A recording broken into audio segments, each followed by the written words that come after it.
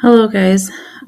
So when we left off, we were talking about different kinds of mechanical or physical weathering that can happen. So remember that mechanical or physical weathering can break down rock by forces, but it doesn't actually change the composition of the rock. So you're basically just kind of like making it into smaller pieces, but you're not changing it chemically. The chemical weathering is the next one that we're going to get into for today. So make sure your notes are out on your iPad and follow along here. So chemical weathering is the breakdown of rock by chemicals, which then changes the composition of the rock.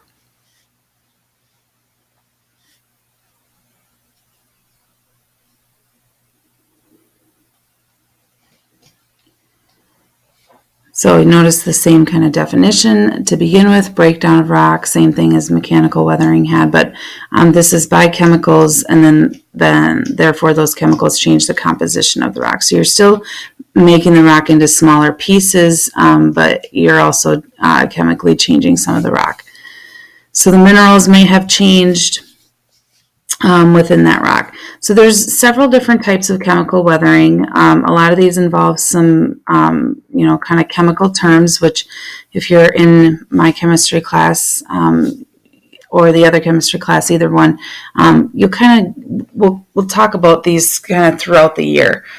So it's actually kind of more of a benefit to take this class a little bit later in the second semester because we do kind of discuss some of these things, but you guys will be fine. So the first one we'll talk about is hydrolysis, and that word hydro means water. So whenever you see that, we associate it with water. And the word lysis means to split. So hydrolysis is where the water is going to dissolve some of the ions in the rock, some of the minerals, and then carry them away. And so it leaves kind of these like pockmark-like holes. Sometimes this is known as leaching. And you can see a picture of it there on the bottom of your screen. So an example of this is potassium feldspar, which is found in granite. It's got kind of a pinkish color to it, which makes the kind of the pink or the red that's in granite. This can be leached of potassium. It's like the potassium ion can be dissolved by water and then changed into a clay mineral. So this can leave the pockmarks or the small holes that you're seeing there. So hydrolysis is where water carries away and dissolves ions that take away. So similar to, in our chemistry class too, how we dissolve that water, the salt within the water, right? When you dissolve it, the salt is still there. We saw that when we evaporated it, but you don't see it. So the water forms a chemical reaction which takes away some of the parts of the minerals from these rocks. Here's what's happening on more of a chemical scale here. So we're starting out with this rock here. This is a piece of granite. It's a little bit hard to see, but there's kind of a lighter pink color in here. And that is the potassium feldspar that we're seeing down here on the bottom. So here's the chemical formula for potassium feldspar. Potassium starts with the letter K from the periodic table. And then this is aluminum, silicon, and oxygen. These three together kind of make up more of the feldspar part of it. So there's potassium feldspar. There's this 4 in front of it means there's 4 molecules of this, and you'll get to learn that too as we go through it. Valence equations. So we have the potassium feldspar, then we add 4 hydrogen pluses, which are basically just hydrogen ions. Some of those come from the water, and some of those are just protons that are automatically there.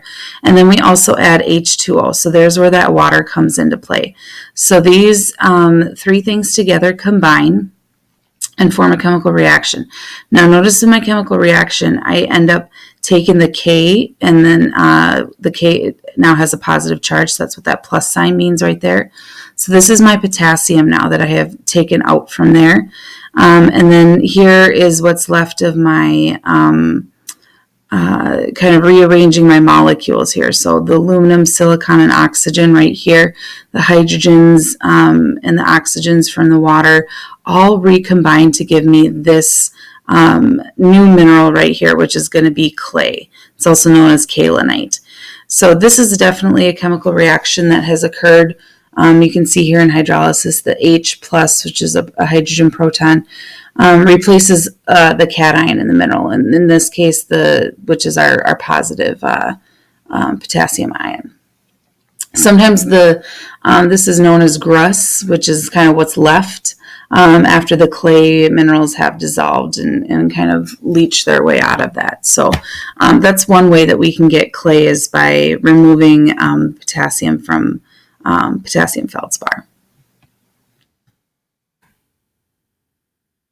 So then we have acid rain, and as the name kind of indicates here, this is definitely going to be some form of chemical weathering.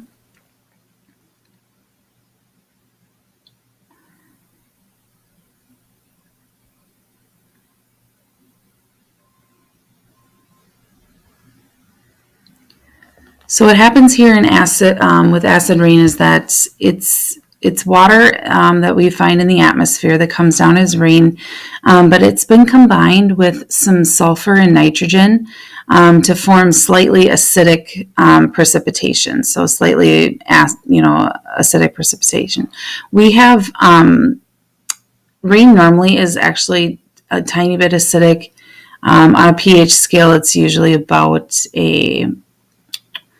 maybe about a 5.5 or a 6, and that's just combined with natural gases. 7 is completely neutral water. So natural rain is a little bit acidic, but acid rain goes beyond that. So acid rain is even more acidic than that, anywhere from probably a 3 to a 5 would be considered acid rain. And so where does that come from? As we said, it comes from sulfur and nitrogen, and these things are added to the air or to the atmosphere from air pollution. So they form sulfuric acid and nitric acid once they combine with the rainwater. Both of these are, it's not like if you stood outside in slightly acidic rain, your skin would melt off. But over time, they do affect rocks that are affected by acids.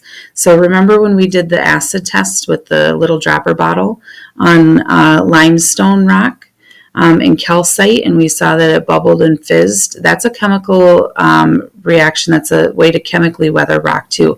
That fizzing that you saw was also breaking rocks down. So this acid can react with rocks and cause them to wear down, especially limestone rocks that contain that calcium carbonate. The calcium carbonate is what forms the reaction with that acid. The formula for calcium carbonate is Ca, that's the calcium, and then CO3, that's the carbonate part of it. So especially limestone rocks. This is kind of interesting because it affects gravestones and monuments too. Back in the 1800s, early 1900s, many monuments and gravestones were made with limestone because it was a pretty readable rock. It's easy to carve into. But what they started to notice was years and years later that the writing and the detail on the carvings would be worn away. I think I have a picture, of it here. So this first picture here kind of goes over here's the gases that are leached into the atmosphere by pollution from either trucks or factories. So you have sulfur dioxide, which is a gas, nitrogen oxide, which is a gas. Those two combine up into the atmosphere with water. So you can see NO, so that's our nitrogen oxide, combines with water to form nitric acid. And then over here, here's the sulfur dioxide combines with water to form sulfuric acid. And so again, when we say acid rain, it doesn't have to be rain. It can be, even snow can be slightly acidic. Any precipitation, anything that falls from the sky can have a slightly acidic precipitation to it. So as I said, it's very common to see gravestones kind of look like this, where the writing is all worn away. You can barely see, who it was, let alone the year or anything like that. In the more recently, now we've either used harder, sturdier rocks like granite or gneiss, or if you do limestone, you kind of treat it with like a kind of an epoxy clear coat covering that prevents some of that from happening. And our next one is carbonic acids. So you see that word carbon within there. So carbonic acids are when we combine carbon dioxide along with water. So carbon dioxide, as most of you probably know, is CO2. So you combine that along with water, and that can break down rocks that ends up forming holes and caverns, especially beneath the surface of the earth. So the carbon dioxide, normally we associate that with a gas. It's also in soils and rocks as well. So this carbon dioxide reacts with water to form carbonic acid, and this can react with that calcium carbonate in limestone as well. So any acids in limestone just kind of do not mix. It's a recipe for chemical weathering. So here's the equation for this one. So we have CO2, carbon dioxide, plus water. And then here is what we end up with here. So we have carbon dioxide, water, and then that gets us to carbonic acid. Hold on. Sorry about that. Now that carbonic acid is then combined with calcium carbonate. So here is the carbonic acid that we just made by combining CO2 and water. That's right here in this next equation. And then here's the calcium carbonate. So this would be what we would find in our limestone. So we combine those two things together, and then we get a new chemical from the rock called calcium bicarbonate. So same letters as the, over here, but just a different arrangement of them to form a different substance. Now, where does the CO2 come from? Carbon dioxide is naturally in the air, and it can fall from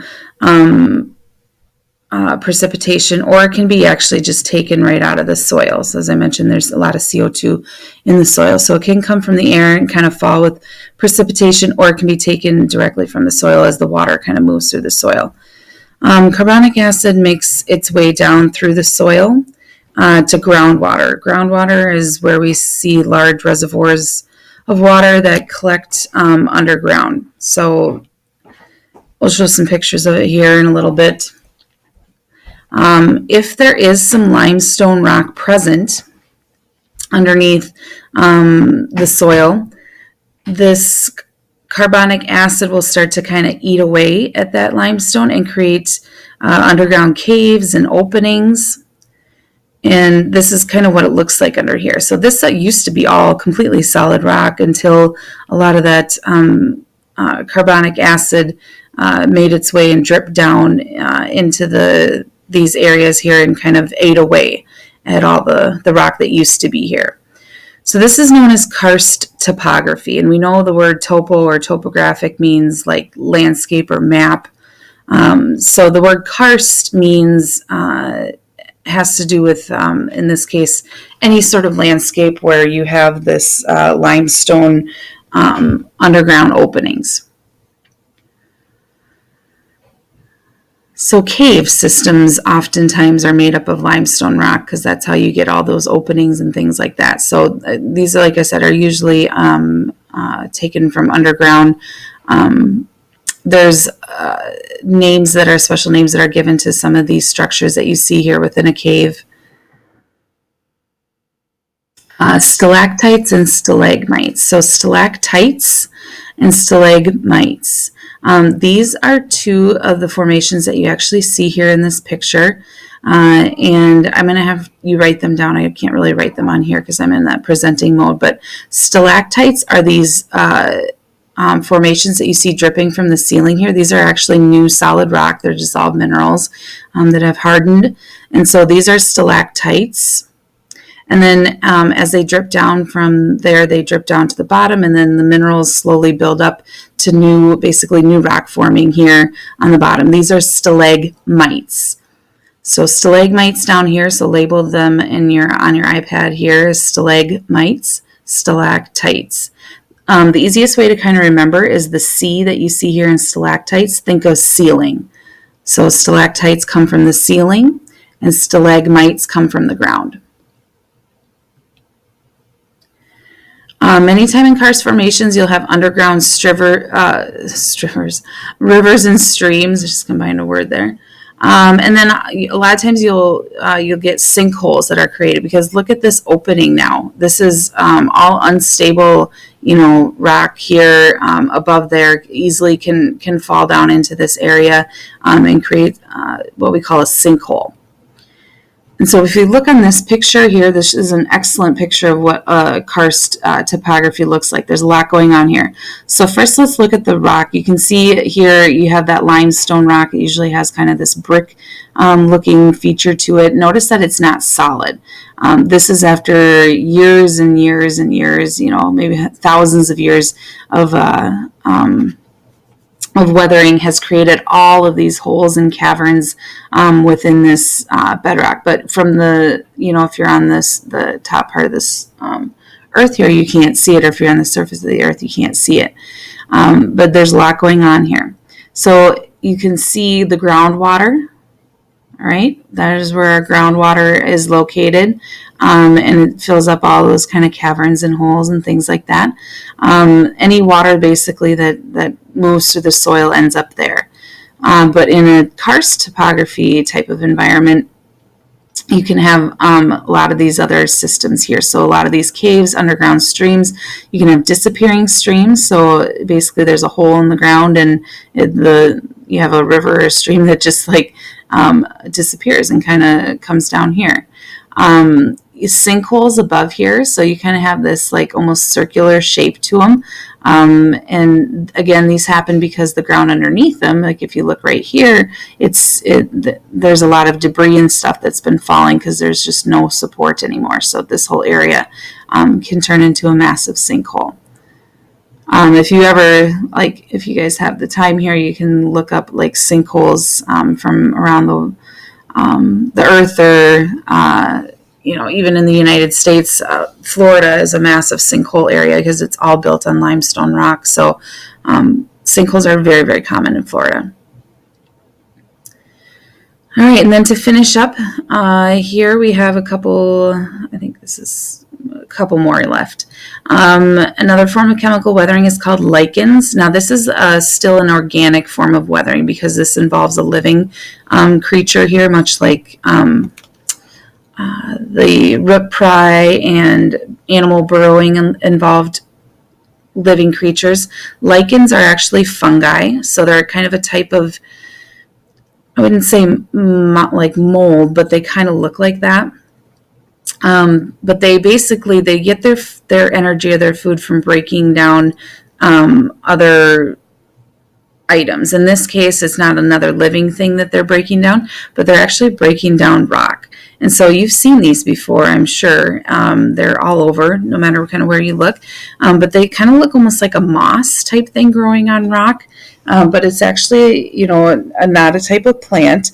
It is a type of fungi. So they break down and release acids that help break down some of the minerals that they use for nutrients. So they're basically kind of sucking the life a little bit out of the rocks here that they're covering.